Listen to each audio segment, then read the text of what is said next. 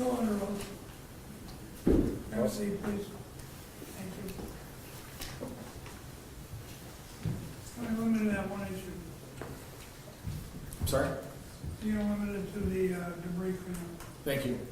Lieutenant Ballmer, we heard some testimony from your fellow firefighters regarding debris pickup. At the time the collision with firefighter Tetrick occurred, what was the SOP with regard to debris pickup at a motor vehicle accident? Unless it's a fatality or a critical incident, debris, we pick up debris on all MVAs. We clear the scene. And at the time firefighter Tetrick was hit, had you already made a determination as to whether this was a fatality or a major injury MVA? Yes. Okay. Was it a fatality? No. Was there any major injury? No, the patient said he didn't need medical attention. And based on the protocols in place at the time, is that when it's appropriate to then begin picking up debris? Yes. And has that standard operating procedure changed at all in the new SOP for 2023? The new one that just came out, Yes. I don't believe it has. But at the time, there had already been a determination that there was no fatality and that it would be okay to pick up debris. Correct. Now, at times where there is a fatality, why wouldn't you pick up debris? It's a crime scene. And are there typically police officers on scene at that time directing you what to do or not to do with regard to evidence collection? Sometimes, more times than not, by the time if it's a fatality, it's pretty obvious. If we bring a patient out of the vehicle from extrication or something like that and they're critical, then if police aren't on scene, we make that call. In other words, we wouldn't pick up debris on that until police got there. But generally speaking, by that time, the police are already on scene. Okay. When did this become a major scene? After firefighter Tetrick was struck. One moment. Nothing further. Ross? Thank you, Your Honor. I'm Lieutenant Fulmer again. Good afternoon. May I approach you, Your Honor?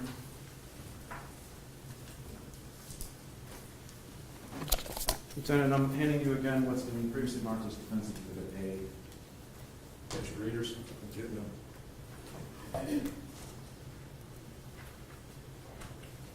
I'm going to ask you to flip to page 5 there. For the court's recollection, is this pre-January 23? Yes, Your Honor. This is defense exhibit A is the standard operating procedures before the accident. Thank you. Okay, Lieutenant Fulmer, drawing your attention to the paragraph that deals with this discussion about debris cleanup. You see it there? Here? Yes. Yes. Now, before we read that, the prosecutor was asking you questions about whether this was a fatality or a major injury, correct? Correct. And based on your testimony, you had determined that it wasn't either of those. Correct. Okay. Now, the standard operating procedure at this paragraph, you can start with this sentence. Where we at? Incident commander? Yeah, you can just review it. Okay. Okay.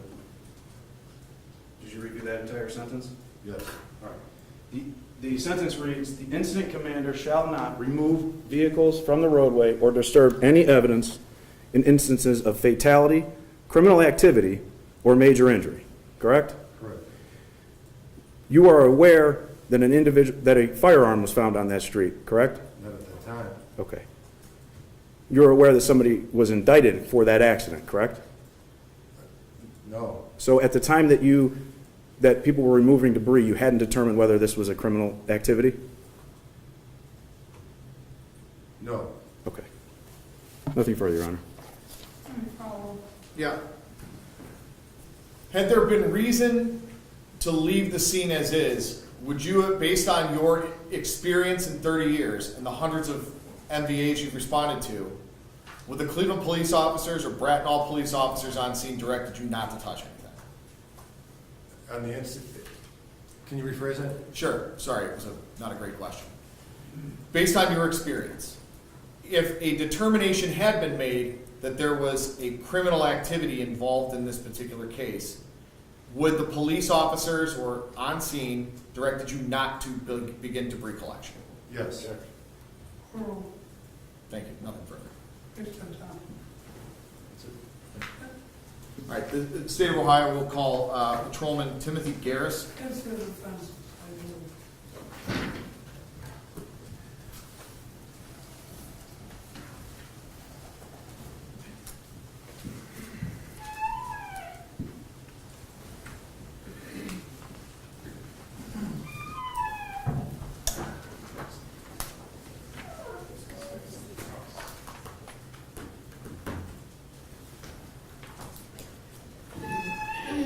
You solemnly swear you'll testify to the truth, the whole truth, and nothing but the truth, and this you do as you swear to God, the pains and penalty of perjury. Yes, sir. Okay.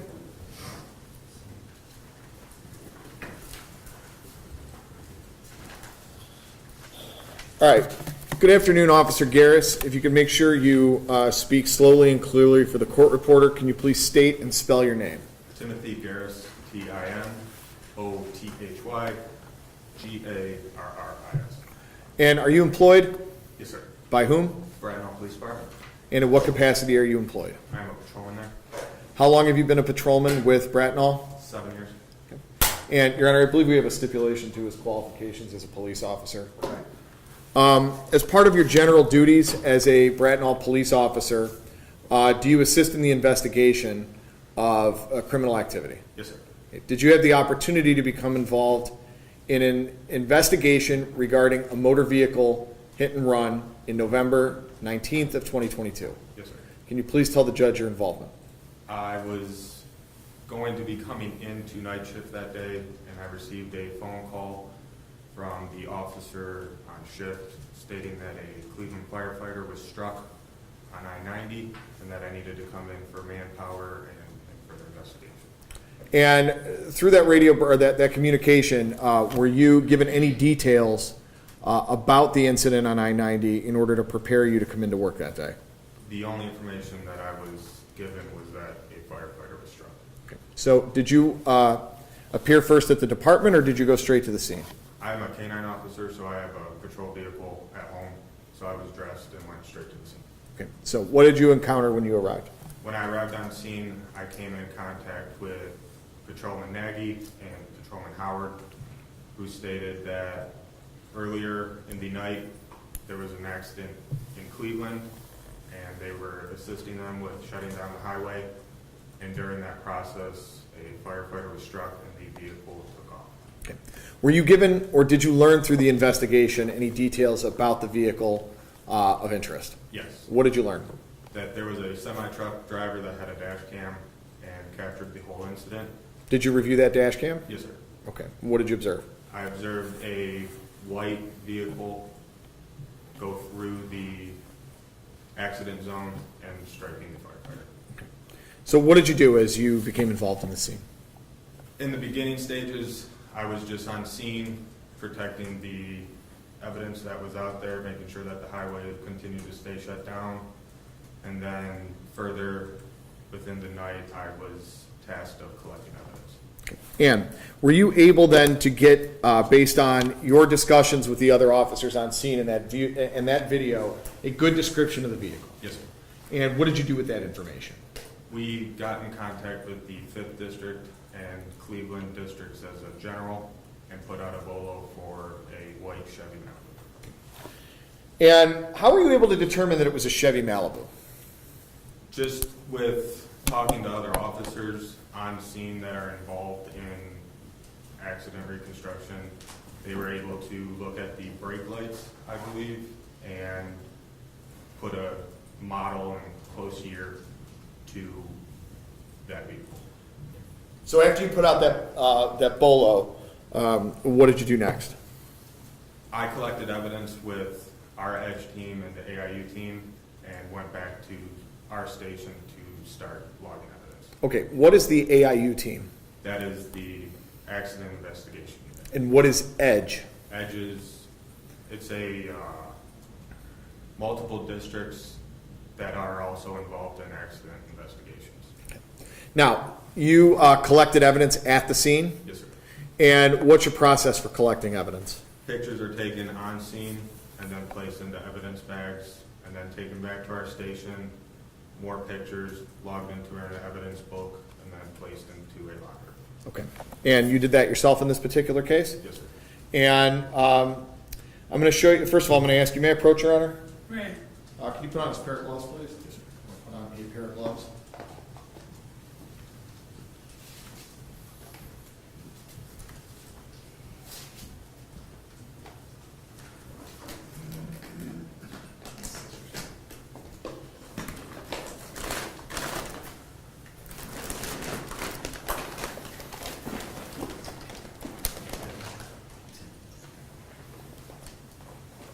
I don't need it.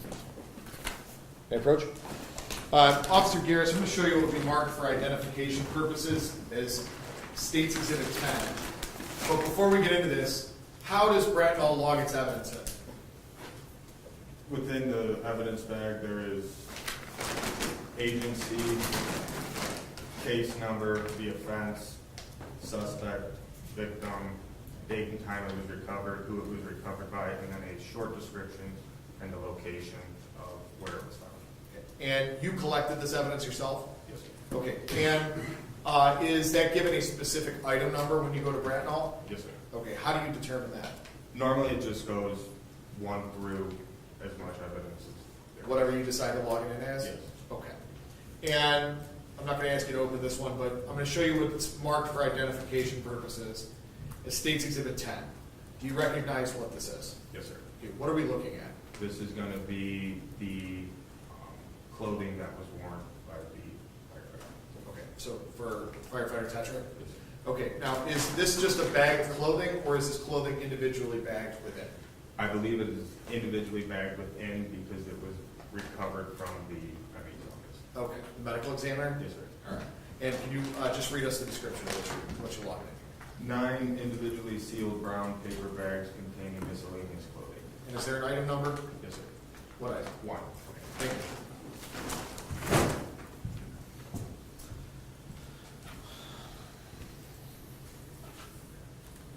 All right. Officer Garris, I'm going to show you it'll be marked for identification purposes. It states Exhibit 11. Just for purposes of the record, Your Honor, this will be 11 through 16 that we're working with here. Okay, you got your gloves on? Yes, sir. All right. Do you recognize State's Exhibit 11? Yes, sir. Okay, what are we looking at here? This is going to be a white and color plastic car part. And is this item number? This is going to be item 2, sir. And did you collect this piece of evidence? Yes, sir. All right, can you open the bag for me and pull it out and show the judge?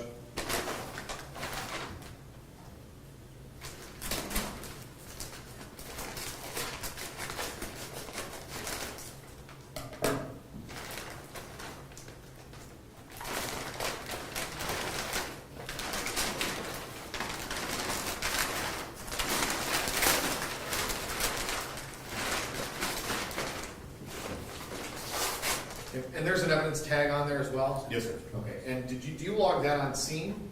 No, Okay, when do you do that? when we get back to the station. And is that just a description of basically what's on the sticker? Yes, sir. Okay. Put that back in. Officer Garris, do you know if that's one of the pieces of debris that was used in determining the make and model of the car? Yes, sir. Showing you State's Exhibit 12. You recognize State's Exhibit 12? Yes, sir. Okay, what item number is that? Number 3, And the description? clear plastic car part. Okay, can you open that up for me?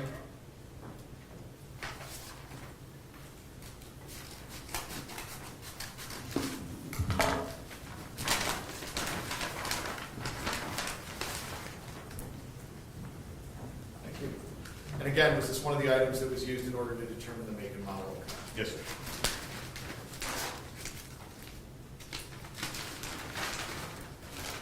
Showing you State's Exhibit 13. You recognize that item? Yes, sir. Okay, and what item number is that? 4.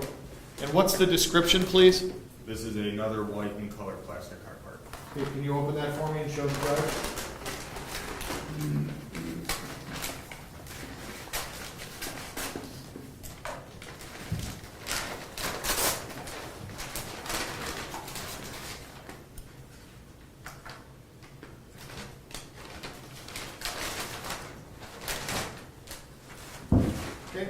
State's Exhibit 14, do you recognize this item?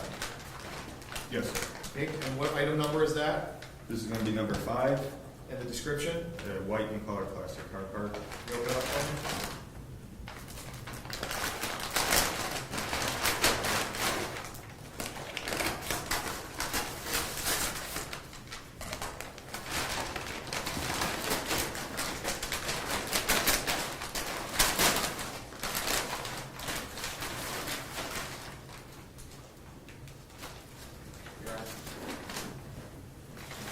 Thank you.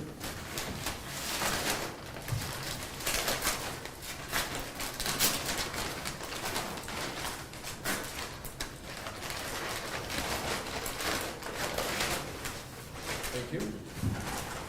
Okay, State's Exhibit 15. Do you recognize that item? Yes, sir. And what is the item number? 6, And what is the description? this is a knit hat with CFD printed on I'm sorry? it. With CFD printed on it. Okay, can you open that up for us?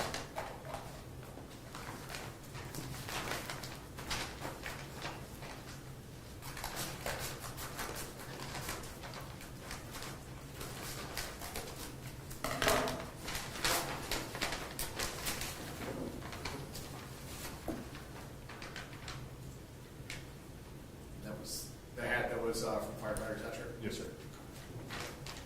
found on scene. Yes, sir.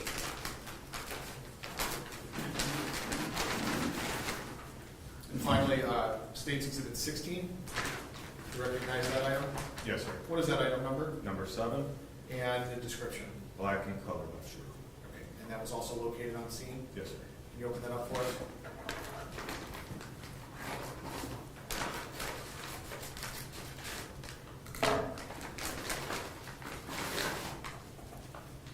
Thank you.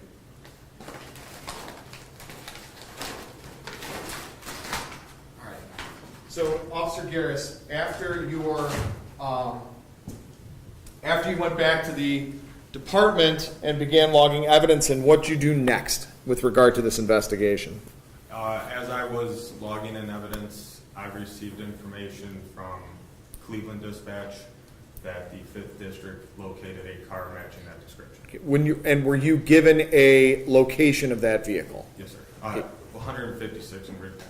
Okay. And what did you do with that information? I went over to the scene.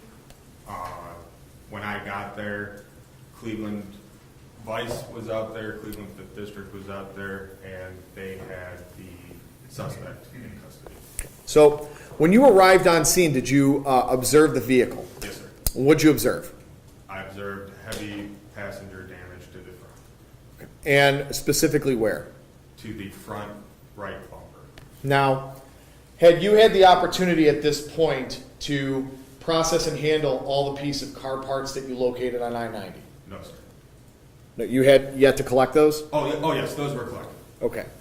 Having viewed those pieces of debris, did they appear as if they fit the vehicle damage that you observed on Ridpath Avenue? Yes, sir. And you said that the suspect was already in custody. Yes, sir. Did you learn of his name? At the time, I did not. Okay. Well, what'd you do when you were on scene? I spoke to the officer in charge who told me that Vice went up to an apartment complex, made contact with the male, later identified as Mr. Bissell, and placed him under arrest and in the rear of a patrol vehicle. Okay. Did you have any interaction with Mr. Bissell at that point? Not at that point. Okay. What happened next after you received that information? I spoke to a couple more officers and then asked if I could speak to Mr. Bissell, which they said yes. I asked Mr. Bissell Well, first of all, where did you encounter Mr. Bissell? in the back of a patrol vehicle. Cleveland? Yes, sir. Okay. And did you remove him from the vehicle? No, sir. Okay. So did you sit in the vehicle with him or did you speak to him through the window? I opened up the rear passenger door and spoke to him through there. Okay. Were you face to face? Yes, sir. All right. Do you recognize that individual in the courtroom today? Yes, sir. Could you please point him out and describe what he's wearing? Gentleman between the two wearing a white button-down shirt. Your Honor, can I have the record reflect that the witness has identified the defendant? And did you Mirandize Mr. Bissell? Yes, sir. Did he wish to speak to you at that time? Yes, sir. Okay. And what did he tell you? I asked Mr. Bissell what happened. He stated that he didn't know what was going on. I asked him where was he coming from. He stated that he was at his people's house watching the football game and came home to watch a movie. Okay. Did you ask any follow-up questions? Yes. What'd you ask? I asked him if he knew that he was involved in an accident, and at that point, he said he wasn't going to answer any more questions. Okay. Did you pursue any further questioning at that time? No, sir. And after you spoke with Mr. Bissell, what'd you do? I contacted our tow company and had them come to our scene to pick up the vehicle and take it to our secure location at our service department. Okay. And was it? Yes. Okay. What'd you do next? We placed police tape around the vehicle to make sure that nobody would go near it, contacted my supervisor and advised that we got the vehicle and that he was going to, the next day, contact to get search warrants and all of that for the vehicle. For processing? Yes, sir. Okay. Was that the end of your involvement in this particular case? Yes, sir. Now, let me ask you this question. The location from where you are, from which you collected the debris on the highway, Yes, sir. is that located in the city of Cleveland or the village of Bracknell? It was in the village of Bracknell. Okay, is that located within Cuyahoga County? Yes, sir. And in the state of Ohio? Yes, sir. Okay, one moment, Your Honor. Nothing further. Ross?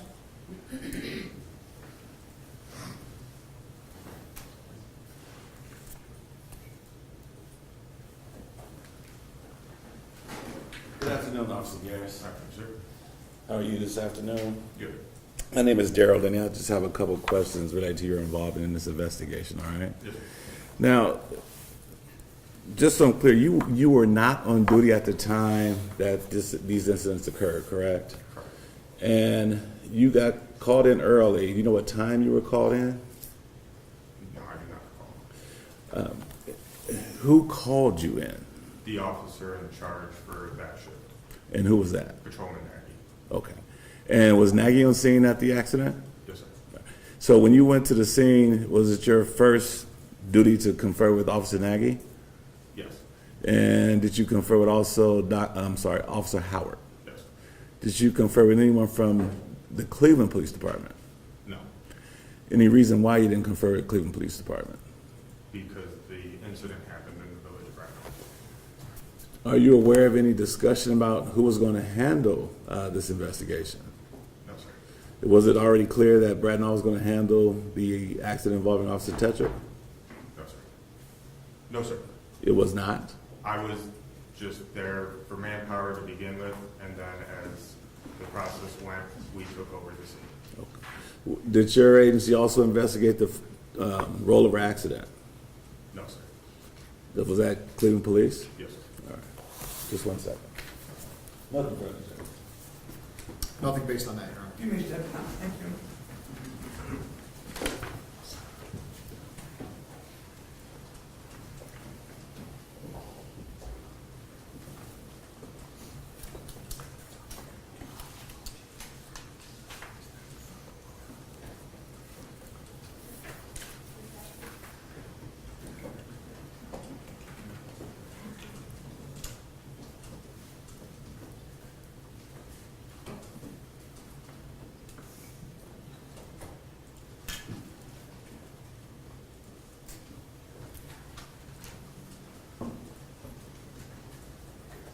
You step forward.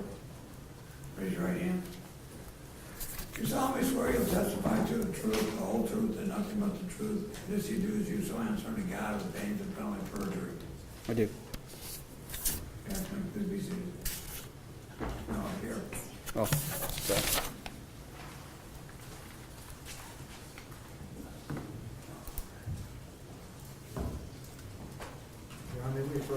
Amen.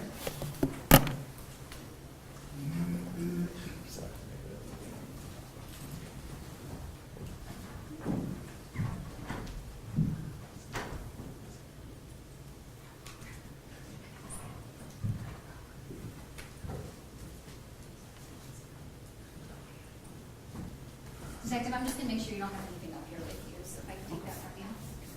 Over here, you got it afterwards.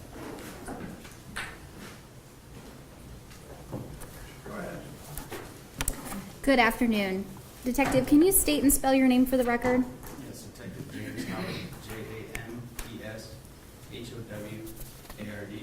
batch number 921.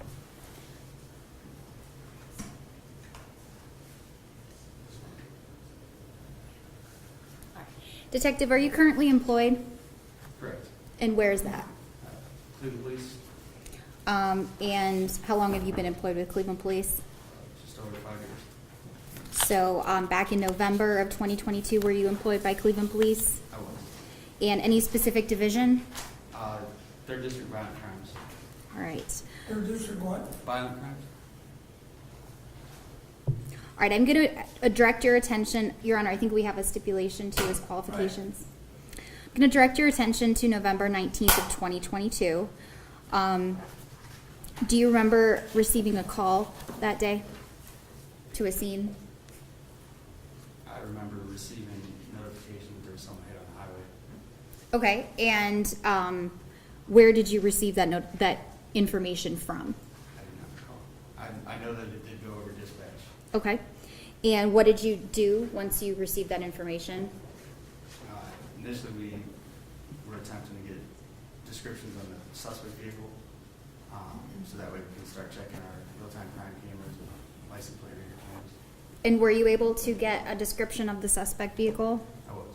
What was that description, if you recall? I believe it was a white Malibu. And you mentioned something about real-time cameras. So what did you do once you had that description? When you pull up real-time crime cameras on our computer, there's a map that shows where those cameras were. I don't believe we found any real-time crime cameras in the area that I needed because this incident occurred on the highway. Okay.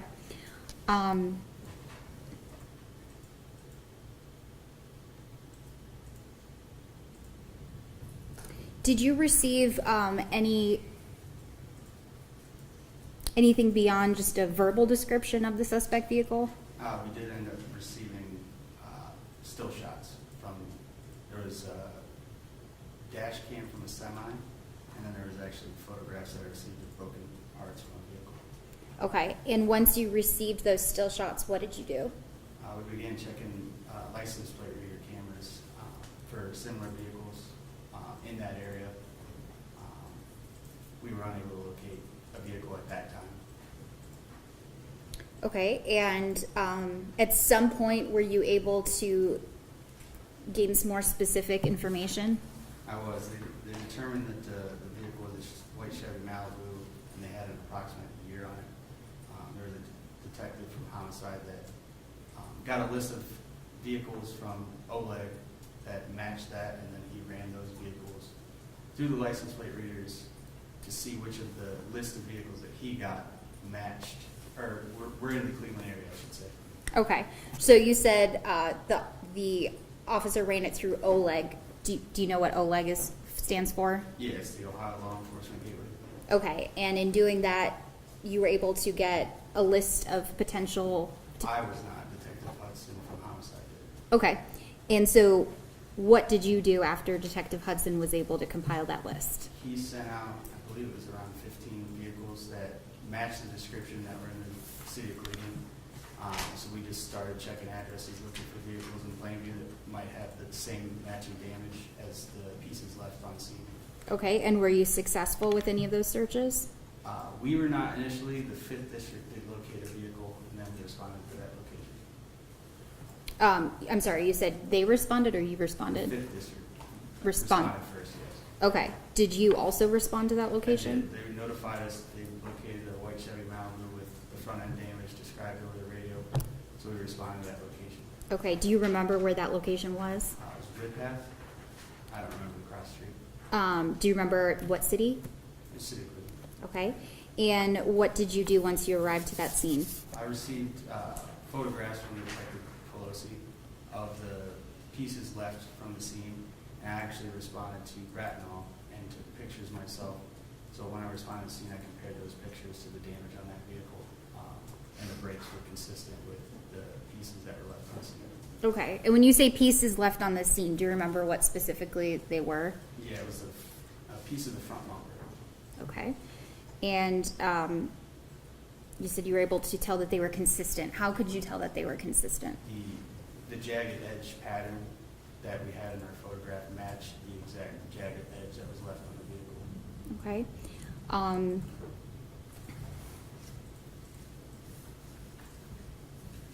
So once you were able to, and can you just describe for us this vehicle that you're comparing these photographs and pieces to?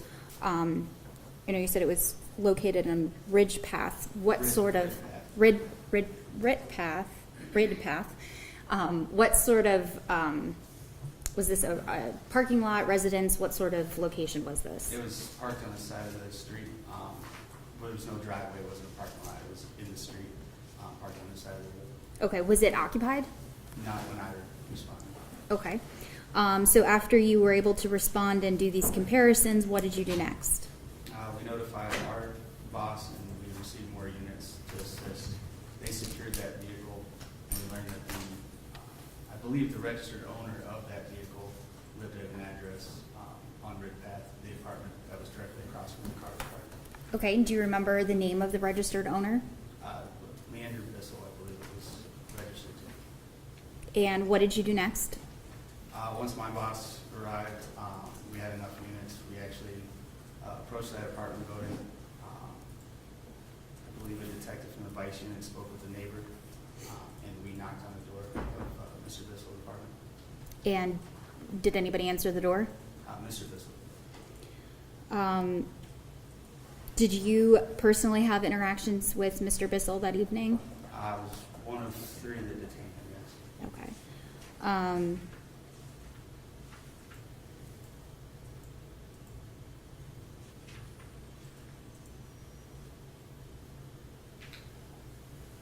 One moment, please.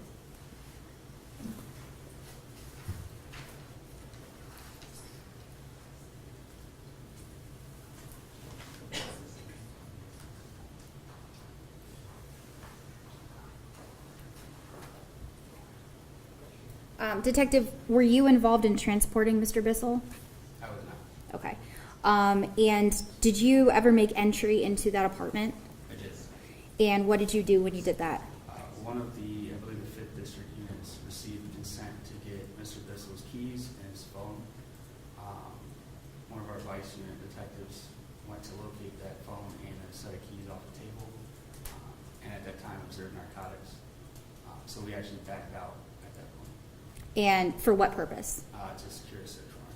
And do you know if a search warrant was ever secured? It was.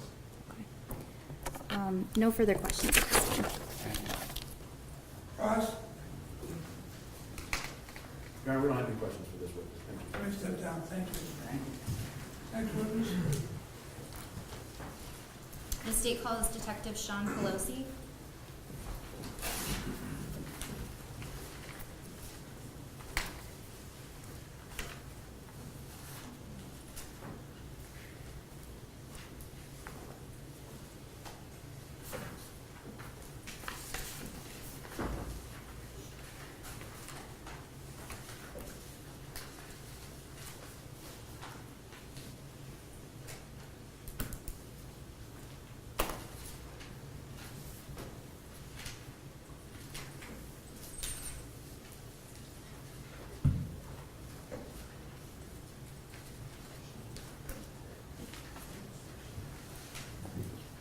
Please step forward. Raise your right hand. Solemnly swear you'll testify to the truth, the whole truth, and nothing but the truth, and this you do as you so answer to God, as pains and penalty of perjury. I do. Good afternoon.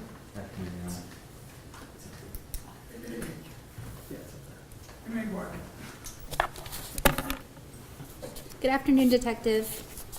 Good afternoon. Can you please state and spell your name for the record? Yeah, it's Sean Pelosi, P-O-L-O-C-Y. And are you currently employed? I am Through whom? through the city of Cleveland, Cleveland Police Department. I currently work out of 5th District Detective Bureau. All right. Your Honor, I believe there's stipulations to his qualifications. Very good. Detective Pelosi, I'm going to direct your attention back to November 19th of 2022. Do you remember being involved in the investigation of an incident? I do. And do you remember where that incident occurred? Yeah, it was on I-90 just prior to the Eddy Road exit. All right, and can you just briefly tell us how you became involved in this investigation? So I was up in our detective bureau working on other follow-ups to other cases. We always have our radios on. I heard the call for the assignment of what was initially a accident on the highway. Several minutes passed, and then we were hearing that there was a firefighter that was struck by a vehicle and fled the scene. So at that time, I immediately began to pull our real-time crime cameras, which are the city-operated cameras all throughout the city of Cleveland, flashing blue lights everywhere. I began to check those cameras, just trying to see if we could see something in any of the exit ramps pretty much from that location, since it was I-90 East, pretty much looking more eastbound.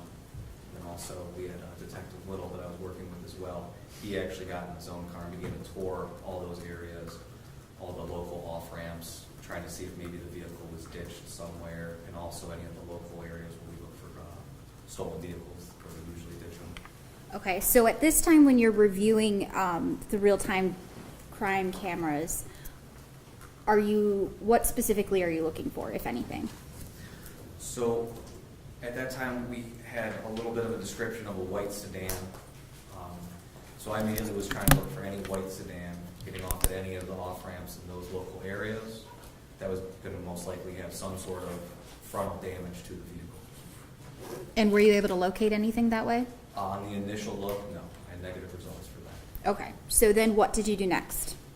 So after that, myself and Detective Little, we actually went on scene. So he came back to the district, I got in his own car with him, and then we went actually on to where the collision occurred. I spoke with, when we got on scene, I was advised that there was a driver of a semi-truck that actually stood by on scene for us and had a dash cam video of the accident.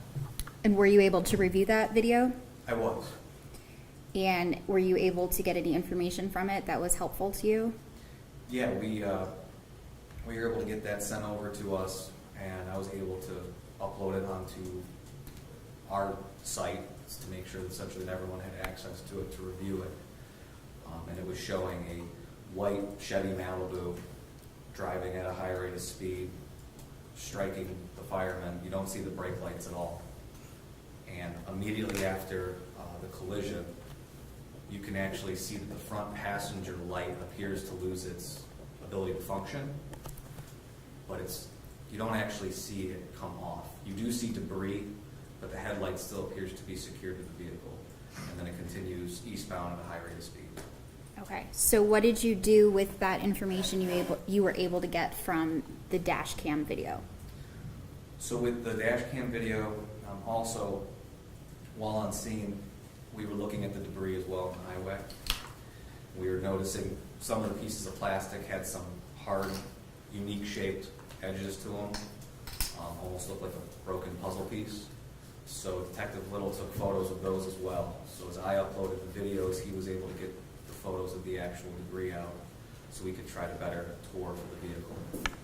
Okay, and what did you do with that information then? We disseminated it to the other officers that were touring at that time, and to other agencies. And were you able to go back and review any of that real-time crime video again? I did. We kind of did the same thing over. Detective Little went back out and toured. I went back in and checked cameras now that we had this newer information at our disposal. While I was checking cameras, we actually had a two-man zone car with the new information that was provided. They located a vehicle that matched that exact description on Rid Path just off East 156. Okay, and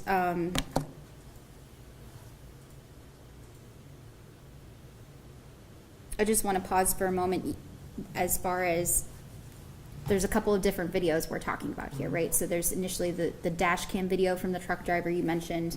You checked real-time crime. Was there any video that was helpful to you on the real-time crime? Yes, once the officers discovered that location on Rid Path, I was actually able, we have a camera that faces Rid Path on 156. So once we had a location, I was able to work the cameras backwards, and we were able to locate that white Chevy Malibu was in fact in that area. Once going backwards and then tracking it the normal time frame, from the time of the collision on I-90 was at approximately 20-24 hours or 8:24 p.m. We first locate that vehicle driving eastbound on Lakeshore at 20:27 or 8:27 p.m. That first camera is on Lakeshore and East 156. We then see that vehicle travel south on the 156 and then again eastbound onto Ridpath. While looking at it, it was in fact that white Chevy sedan, and it did have a non-functional front passenger headlight and appeared to have damage in that same area. All right. And Detective, if I were to show you the video that you're referencing, would you be able to recognize it? Absolutely.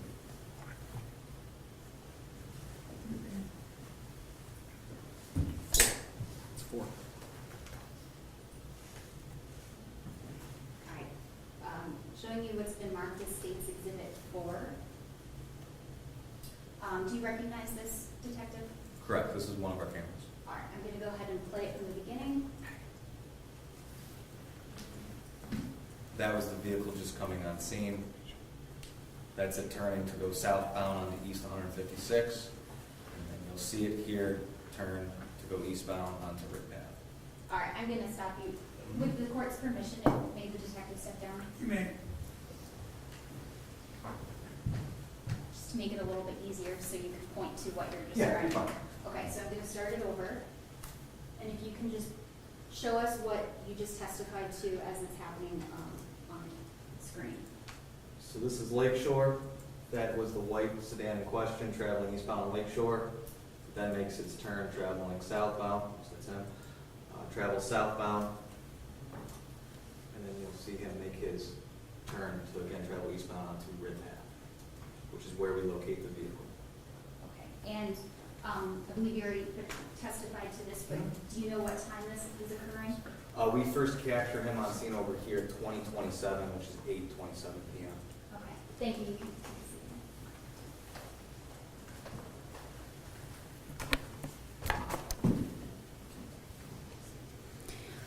Now, Detective, was there any other camera footage that you were that you sought out as part of this investigation? We had the semi-truck camera footage, and then we had the real-time camera footage. We also had photos of the debris. That was what we had. All right. at that time. At any point did you confer with ODOT? I did reach out to ODOT. I didn't have the chance or the ability to access their cameras at that time, but we did call out once we had the new additional information, when I conferred with the driver from the truck. Once we uploaded that video to give to the other officers, I also reached out to ODOT because there was just so much going on radio. I was trying to help dispatch out. So I reached out to ODOT as well, just to give them that information, if they could please try to save any of that footage, and if they had anything, if they could please relay that to our dispatch center. Okay. So turning your attention back to when you located that vehicle on Ridpath and East 156, what did you do when you arrived there? So once we hear that it happened there, we were able to confirm through the camera footage that it was the same vehicle. I went on scene with Detective Little. He was able to, with the photos that he took from what I was earlier explaining with the sharp brake patterns, you can see it almost fit like a puzzle piece into the front portion of that same vehicle that our officers discovered on right now. Okay, and The headlight was still affixed to the car, but it was not functional. And we also noticed that there was a dark blue, almost like skid mark from the clothing from the strike. and where did you observe that? That was where the marking? dent was on the front, like quarter panel, the front passenger side of the vehicle. So was there anything else that you did that evening as it relates to this investigation? After that, they were explaining, he was wanting his keys and cell phone, so I asked permission if we'd be okay to go in just to get his keys and cell phone, and he said that that was okay. So we went into his apartment to obtain keys and cell phones. And at that time, it was another detective, and I am forgetting his name, so I apologize, located to be what was suspected narcotics. When he advised us of that, once we grabbed the keys and the cell phones, we immediately exited the house, and then they acquired a search warrant and went back into the house once they acquired it. Okay. One moment, please.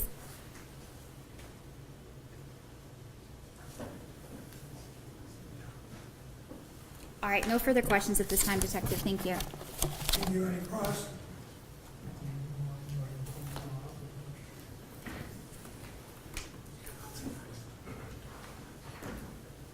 Detective Pelosi, good afternoon. My name is Tim Huber.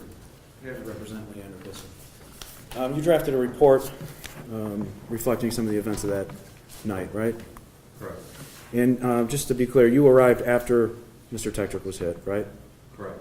And by the time you arrived, as you indicated in your report, the highway was shut down, right? Correct. When I arrived, the highway was completely shut down. And part of the reason you know that the highway was shut down is because traffic's stopped, correct? Correct. And there's fire apparatus parked across the highway, right? Amongst other emergency. Emergency vehicles stopping traffic, EMS, correct? Correct. Okay.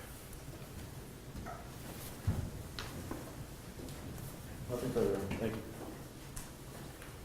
Or follow? No, thank you, Your You may step down. Thank you. Call your next witness. Thank you, Your Honor. Thank you. State calls Officer Dawson.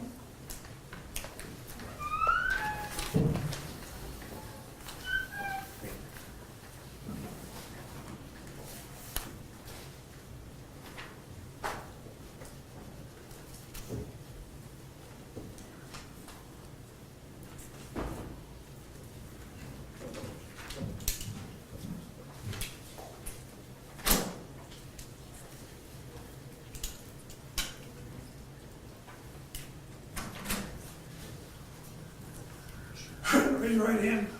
You solemnly swear you'll testify to the truth, the whole truth, and nothing but the truth, and this you do as you so answer to God who pains and knowledge perjury. I do. Good afternoon.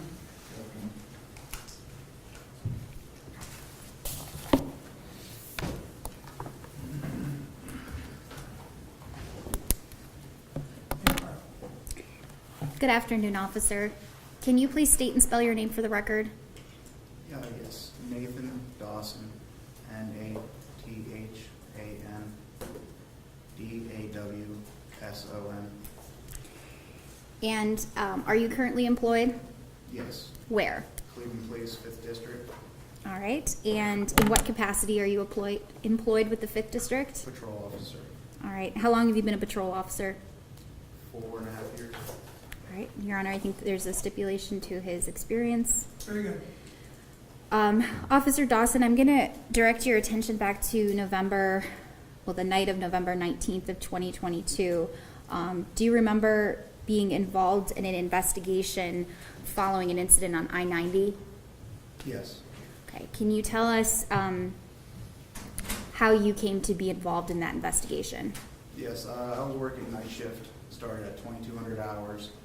When I got to work, heard from multiple officers that the suspect vehicle that was involved on I-90 was a white Chevy Malibu, and it had damage to the passenger side the front passenger side. From there, we started touring various areas because we knew that the vehicle fled eastbound. So we started up Lakeshore Boulevard and made our way to East 156th Street, where we located the vehicle right off of 156 and Ridge Path. Okay. And how were you able to determine that that was the suspect vehicle that you were looking for? We observed the front passenger side damage, and from there we had other detectives come and match up the evidence from the crime scene to the vehicle. Okay. And were you able to determine who that vehicle was registered to? Yes, and he lived on Ridge Path as well. All right. And so, I want to make sure I understand. You were actually on Ridge Path Yes. that night? Okay, so what did you do when you observed this vehicle on scene? We just called it out over radio, and from there, we had a bunch of detectives show up. Okay, and did you come to interact with anybody on scene? Eventually, Mr. Bissell, he was detained, and we conveyed him to county. Okay, and so you personally interacted with Mr. Bissell that night? Yes. Do you recall what his demeanor was like? He was more defeated, more than anything, after he found out why he was arrested. Okay. Did he say anything to you? He made comments about having a few drinks over on, I believe, West 25th area before driving back. That's about it. And were you, did you have any other involvement beyond what you've already testified to? No. One moment, please. No further questions. Thank you, officer. Thank you. Ross? Yeah, we have no questions for this witness. Let me put down.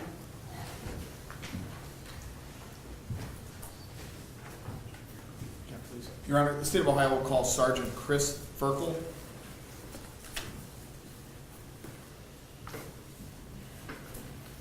Quick chat inside, Barbara.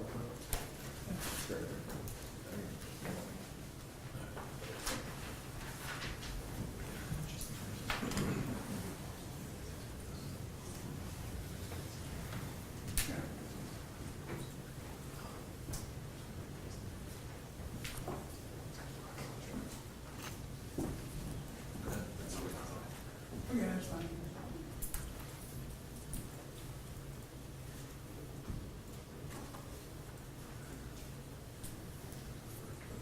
You got one more after this.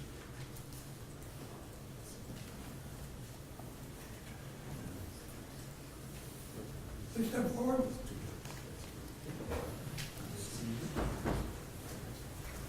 You solemnly swear to testify to the truth, the whole truth, and nothing but the truth. And this you do, you swear to God and faith and ability for a year. Sir. Good afternoon.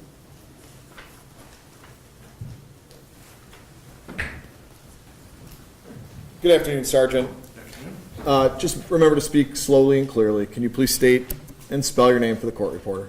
Christopher Ferkel, last name is F like Frank, E-R-K-U-L. Are you employed? Yes, By whom? the City of University Heights Police Department, And what capacity are you employed? Sergeant in the Patrol Division. So you're in charge of the patrol officers for your shift? Yes, sir.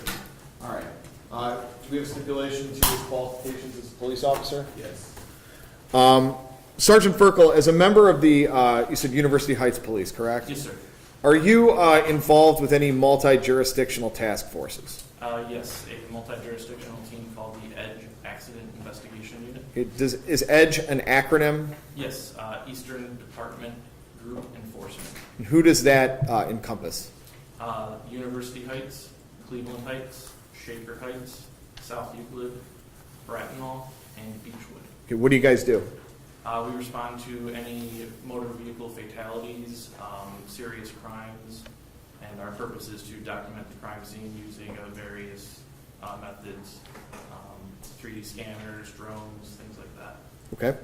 And on November the 19th of 2022, did the EDGE Accident Investigation Unit have the opportunity to investigate a vehicular-related homicide occurring on I-90 in the village of Brattonall? Yes, sir. Can you please tell the judge your involvement with this particular case? Yes, I was paged out via the paging program we used to activate the team. I was advised there was a motor vehicle accident involving a first responder on 90 East in Brattonall, and from there I responded from my home. And what did you do upon arriving on scene? What did you come to see when you arrived? When I arrived, Cleveland AAU was already on scene due to an accident that had occurred prior. So I conferred with them as they have the expertise and they were already on scene, so they had an idea of what happened. From there, I began photographing the crime scene and I did a rough sketch. Okay. And in terms of photographing the crime scene, do you have any formal training in crime scene photography? Just the basic photography from the police academy. Okay. And when you're photographing a crime scene, what are you specifically looking for to photograph? So you start from afar and you get an overall scope of the picture of the scene. So as you move in closer to the item you are photographing, the viewer has an idea of where they're at in the scene. And then you end with a close-up of the object you're trying to photograph.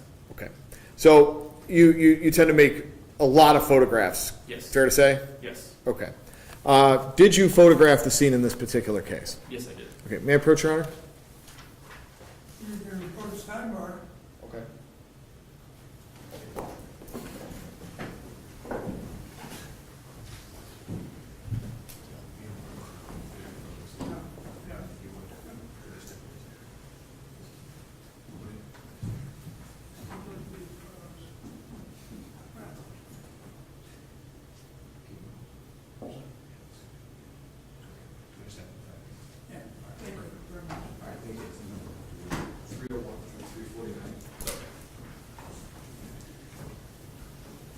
All right. May I approach? All right. I'm going to hand you, Sergeant, States Exhibits 301 to 349. Did you have an opportunity to review these prior to coming into the courtroom today? Yes, I did. And are they a true and accurate copy and depiction of the photographs you took, or at least a smaller amount of the photographs that you took in conjunction with this investigation? Yes, sir. Okay. We have a stipulation to the photographs, so we're not going to go through them one by one. Okay. After you photographed this particular crime scene, just out of curiosity, what did you hone in on? Were there some evidence and stuff that you photographed? Yes, pertaining to the collision between the vehicle and the person, I photographed some clothing items, and then from the car, there were vehicle parts that were left behind, and that helped us identify what type of car we were looking for. Okay. After photographing at the scene on Interstate 90, did you have the opportunity to do anything additionally with regard to photography in this particular case? Yes, after we cleared the freeway, I returned to the Brettenall Police Station to speak with the other officers, and while there, Cleveland Police located the vehicle, and I responded. While there, I photographed the vehicle as it sat when it was located and collected a piece of evidence from the vehicle. Okay. Your Honor, if I may, I'm going to direct the attention of the witness to States Exhibit 328.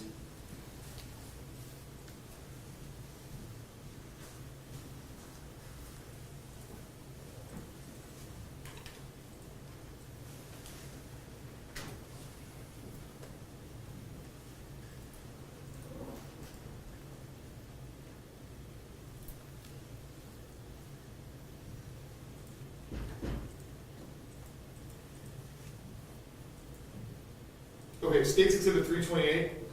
Is that what you have in your hand there? Yes, sir. Okay. Is this the vehicle as you photographed it on grid path? It is. All right. And when you're photographing a vehicle, are you, what are you looking for specifically when you photograph a vehicle? So the first thing I do is I do a full 360 of the vehicle, starting with the rear end. Typically, there's a license plate there, giving me an identifying mark so that I can get my bearings if I'm coming back at a later date. And I believe from here I move left clockwise around the vehicle and did a full 360. Okay. Directing you specifically, if you could go to States Exhibit 335.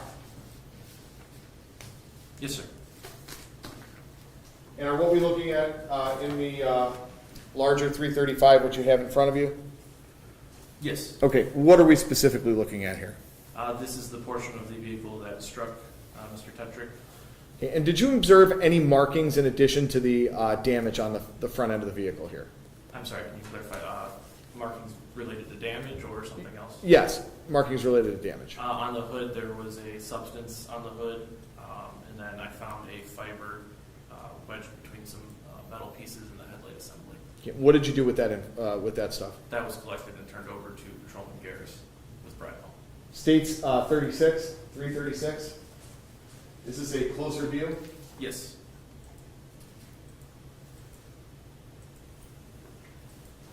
And Did you do, was there anything specific other than the large hole on the left side of the fender there that you wanted to hone in on in this photograph?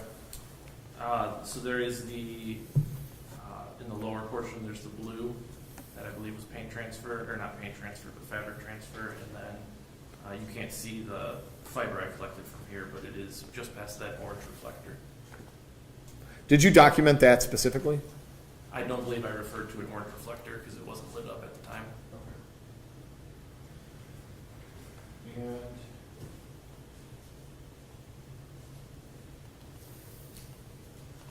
states 340.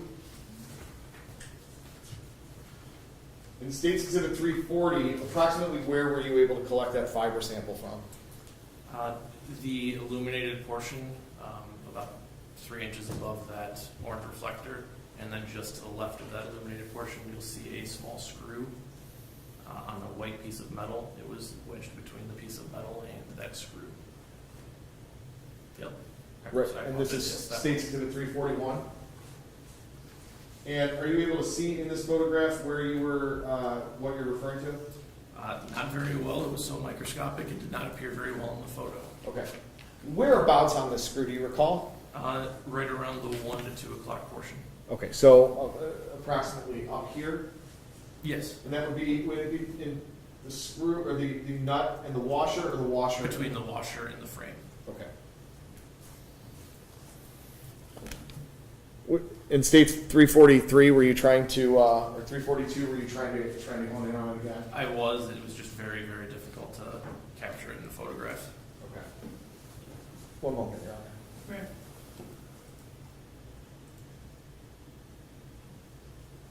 Okay. Just looking again at States Exhibit 345, 46. Is this a general overview of the damage to the front right portion of the vehicle? Yes, sir. Okay. And did you do any other swabs with regard to this I did not. vehicle? And are you aware of whether or not any other swabs were done? Yes, I believe samples were taken from that blue portion on the front bumper cover and the hood. Okay, but not by you? Not by me. No. Okay. One moment. Nothing further. Thank you. Ross, Yeah, we don't have any questions, please. you may step down. Thank you, sir. Thank you. Your Honor, we just need a short recess. We're going to take 5 minutes and we'll come back for our last witness of the day. Thank you. Thank you.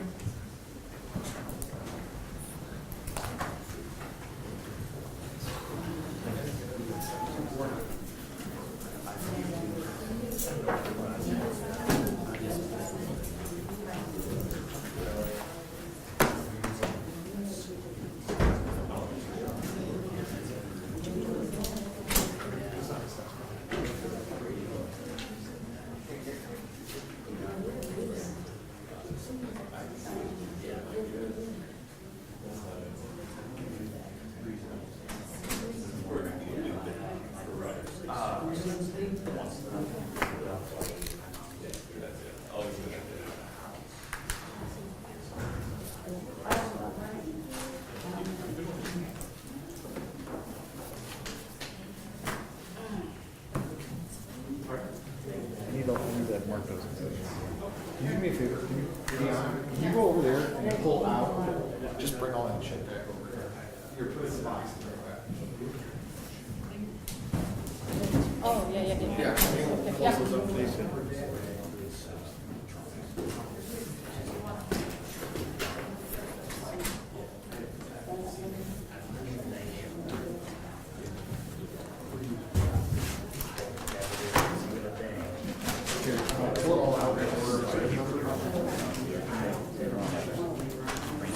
Here, I'll do this.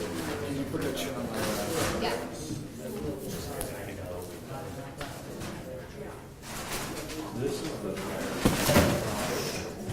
Which one's yours, the gray one?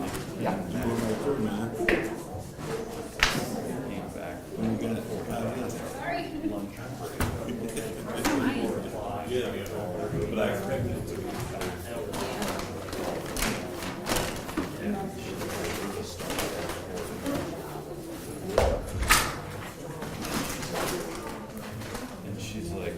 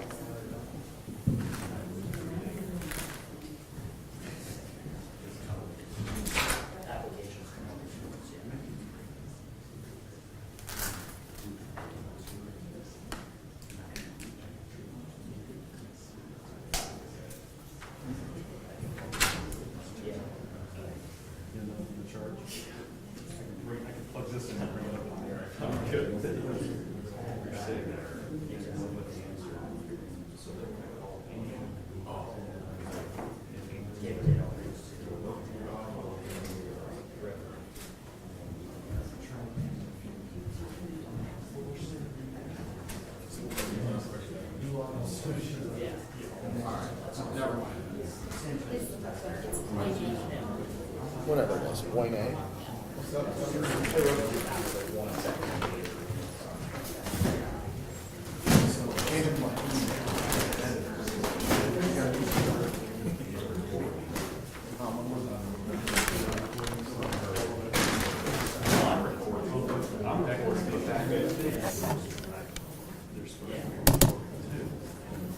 I hate this thing. I wish we had a mouse.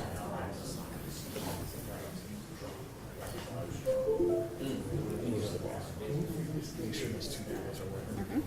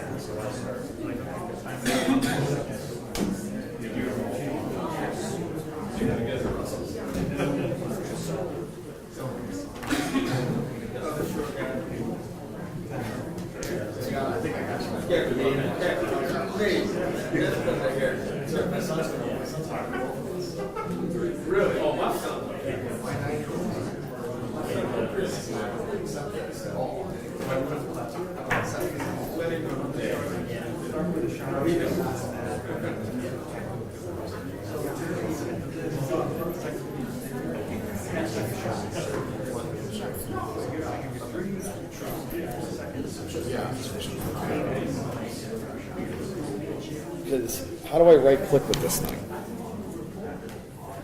I don't know how to. What did you do, 200? Sorry, What did we just do here? I don't know. Here. What's going on?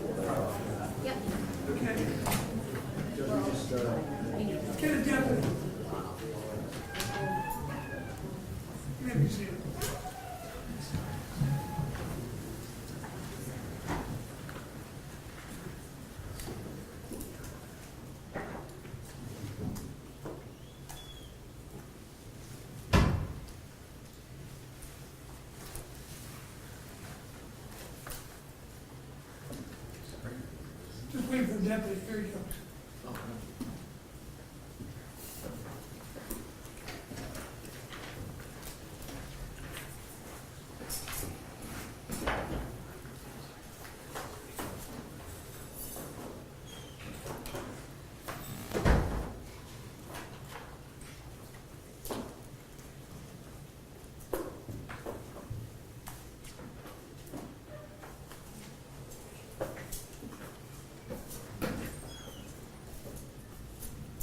You call your next witness. State of Ohio will call Officer Wonay.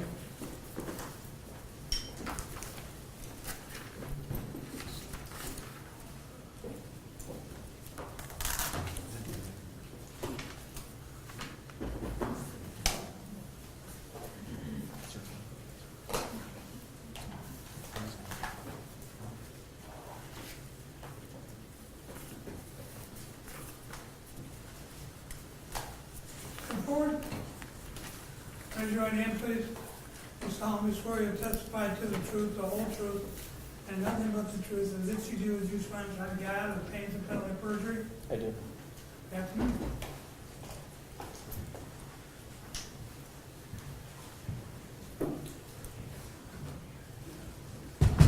Careful. She won't move.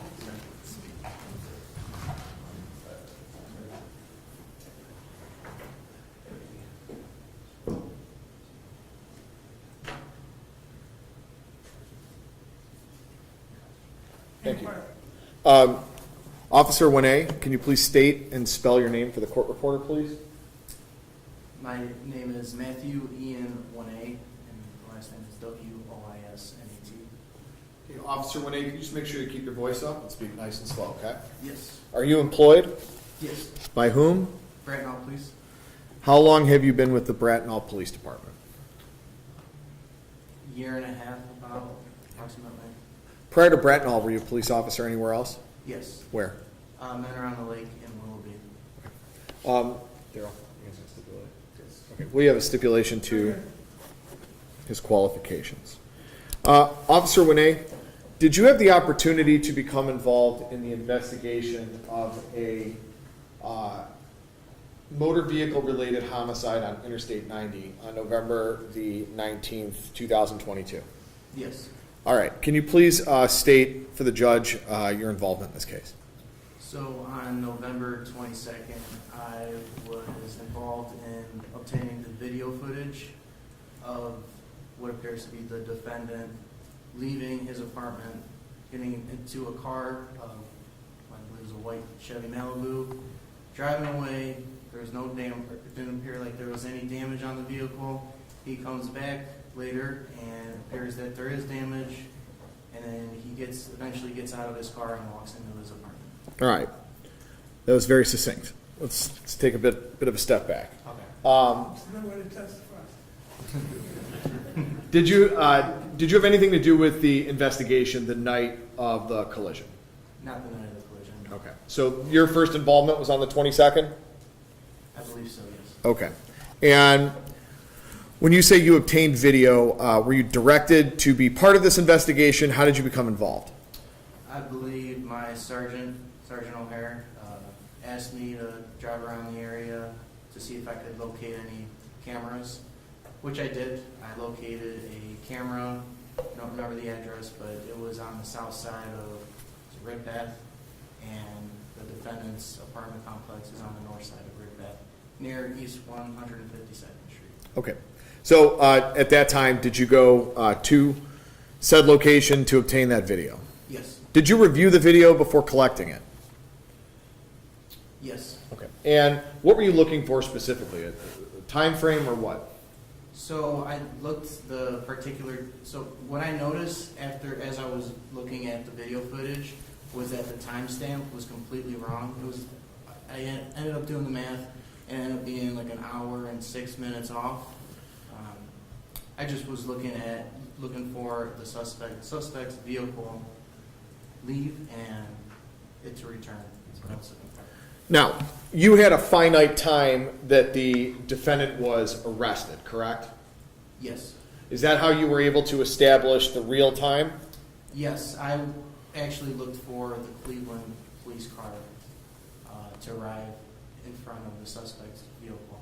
Yes. Okay. And were you able to review the report in conjunction with that Cleveland police car arriving in order to establish the correct time? Yes. And what was the time difference? Do you recall? An hour and 6 minutes. Fast or slow? I don't recall. Okay.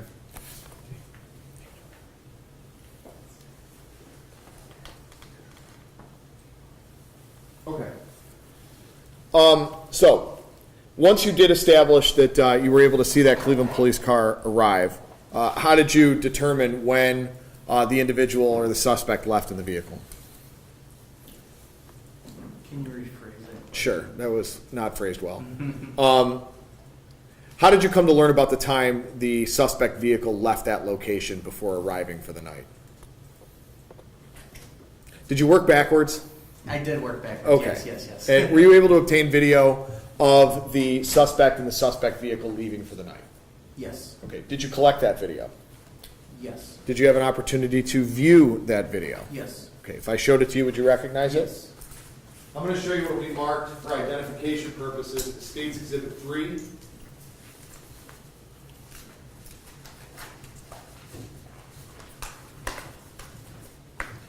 Okay. Now, do you recognize State's Exhibit 3? Yes. Okay, and what are we looking at here?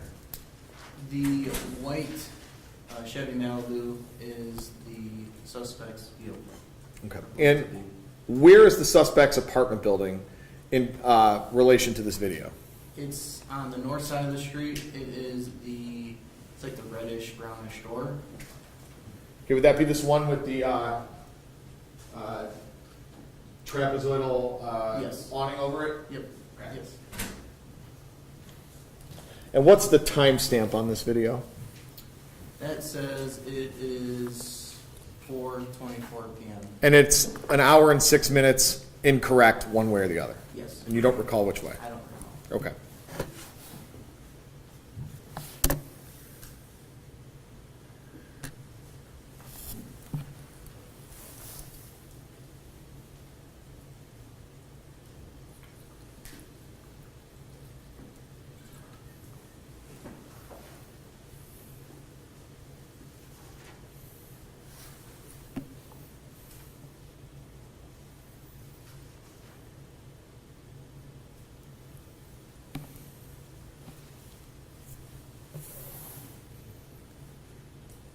Pausing the video, I'm sorry, I paused the video at 30 seconds. Or I intended to pause the video at 30 seconds. What did we observe right before I paused the video? Male walk out of his vehicle and enter his apartment complex. Okay, I'm gonna skip back ahead to 25 seconds where he's approaching that door, which I think is where I hit the cursor.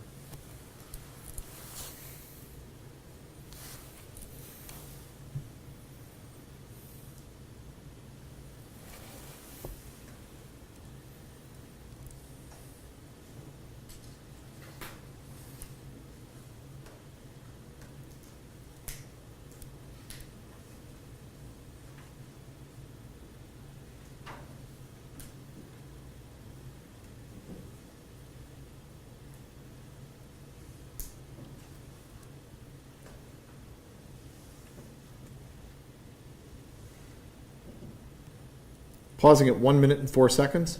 Did that same individual just come out of the apartment complex? It appears so, yes. Okay.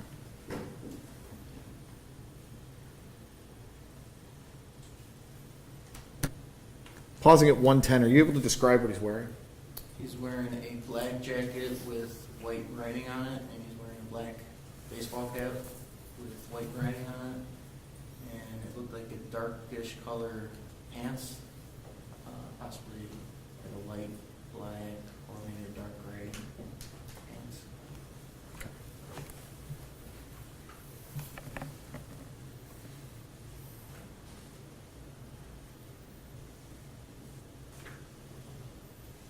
Okay. At the end of that video, we saw the automobile begin to take off, correct? Yes, All right. Did you review all of the video subsequent to that car taking off? After that car took off? until the Cleveland police arrived, yes. Okay. Does that car ever return in between the time it leaves and the last time it appears before the Cleveland police car comes out? Not that I saw. Okay. And did you review all of that footage? Yes, Okay. Showing you what will be marked for identification purposes is State's Exhibit 5.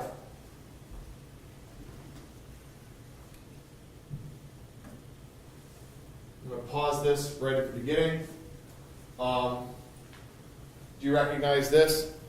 yes. Okay. And what's the timestamp on this? This time says 9:20 p.m. And again, that's an hour and 6 minutes off one way or the other? Correct. Okay.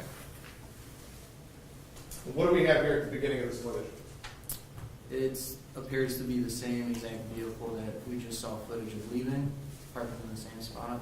It has heavy front end damage.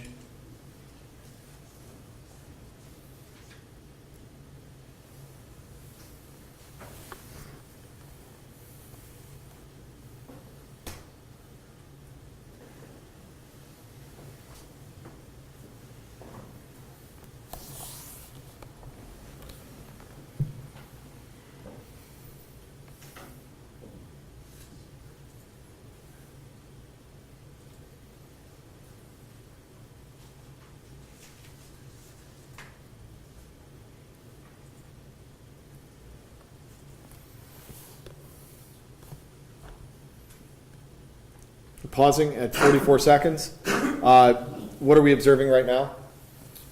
It appears that he steps out of his vehicle and looks like he might be looking at the front side of the vehicle and trying to think of what to do next. Sustained. Do you, does he appear to be wearing, or what does he appear to be wearing? It appears to be the same black jacket, and I can't tell from this distance whether he's wearing a hat or not. But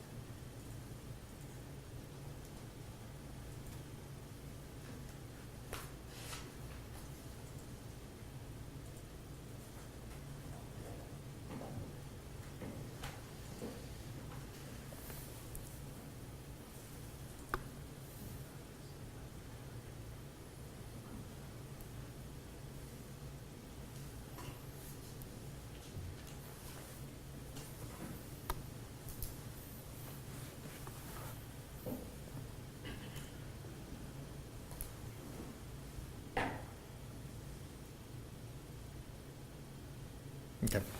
You just saw that door open, correct? correct. And did you review any video a little further than this, I did. than that clip? Does the same individual exit the vehicle? Yes. What's he do? He walks towards that apartment complex and right into the door that you pointed out earlier. Okay. Does he ever come out between the time he walks in and when the Cleveland police arrive? He steps out of his vehicle and then he steps back in and then he's in there for 10 minutes if I remember correctly. And then he eventually walks into the apartment complex. And does he come back out again before the Cleveland police arrive? No. Okay. Now, after you obtained this video, what else did you do? After I obtained this video, I ended up aiding Sergeant O'Hare and Chief Lobello with a search warrant at that residence, and we located that jacket, what appears to be that jacket, what appears to be that hat. I don't recall about the pants. Okay. One moment, Your Honor.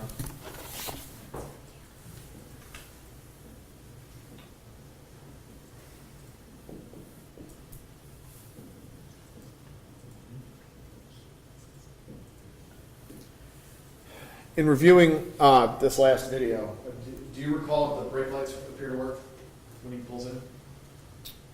I believe they did. Nothing further. Cross, No, we have nothing for this you witness. may step down. Thank you. Thank you. Your Honor, at this time, that concludes the witnesses we have online for today, but tomorrow I believe we have 4 witnesses, and What time can they get here by? I mean, it's 9 o'clock, 9 o'clock. 8:30, 9 o'clock. We don't have anything on. Okay. Got my undivided attention starting at 9 o'clock. Thanks, Your Honor. Thank you, Judge.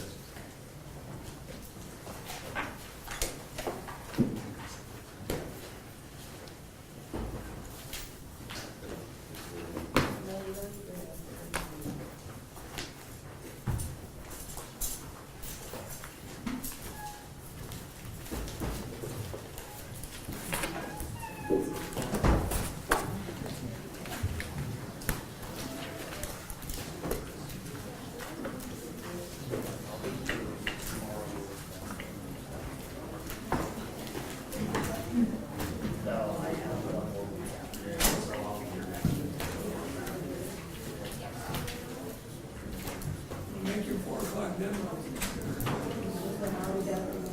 Luckily, the reporter's back at the station.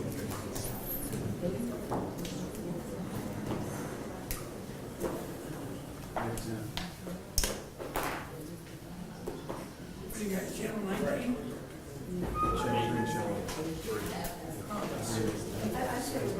No, it's fine.